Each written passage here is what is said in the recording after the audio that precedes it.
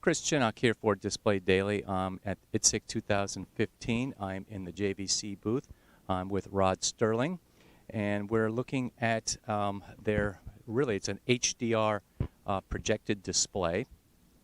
This is based on I think it's the 2500 Yes. Projector, which it's a laser phosphor source.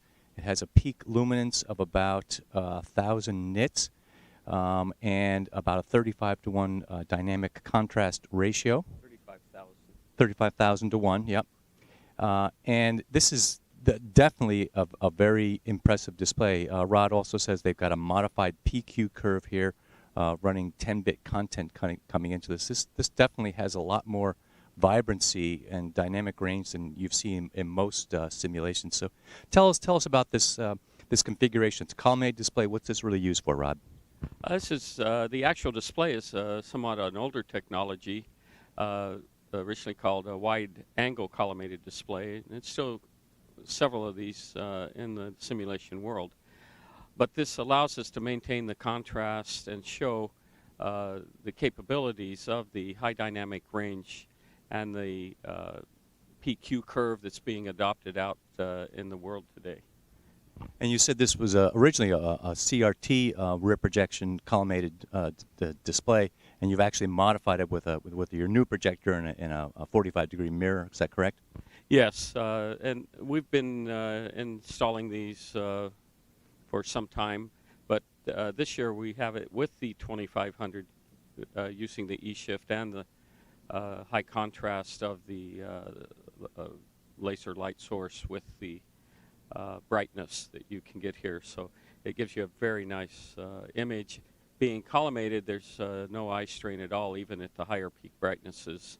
It's very natural looking. Its focus is near infinity. Yeah, it is very nice, especially in these dark scenes here. You get really good black levels. We'll come back to that a little bit more when we look at the 8K E-shift in another part of the booth.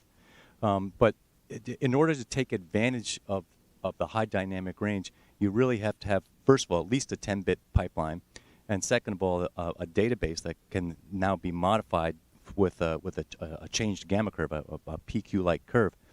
I think that's kind of the minimum, right? And so, well, it depends on your peak luminance. Here at 1,000 nits, we think we can get by in this situation with the 10-bit RGB type. The Rockwell Collins is capable of doing 12-bit. Just at this show with the pipelines we only had 10-bit capability going in, but we can do the 12-bit. But we found that the 10-bit does a fairly good job here, although the 12 would be a little better. Okay. Now, so what do IG manufacturers have to do to be able to support this kind of display? I mean, do they have to modify most of the content is 8-bit out there today, so they have to minimum go to 10-bit, I believe, and what else do they have to do? That's correct, Chris. The Rockwell Collins is the only one that offers 12-bit solutions in the field. They offer it both in the 2K and 4K worlds.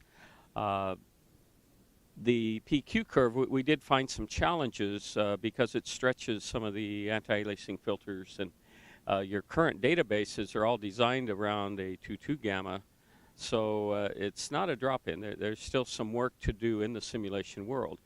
Now, that aside, we've had high dynamic range content and displays for many years in the simulation world, particularly with NVG work and calligraphic CRTs. That's what this used to be.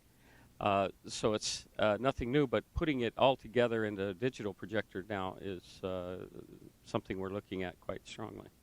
And how does the customer community view this? Do they see this? Do they see the benefit of this? Do they want to move in this direction? I mean, there's a cost, obviously, but there's definitely some interest. There's also some system limitations and brightness, of course, cost of ownership.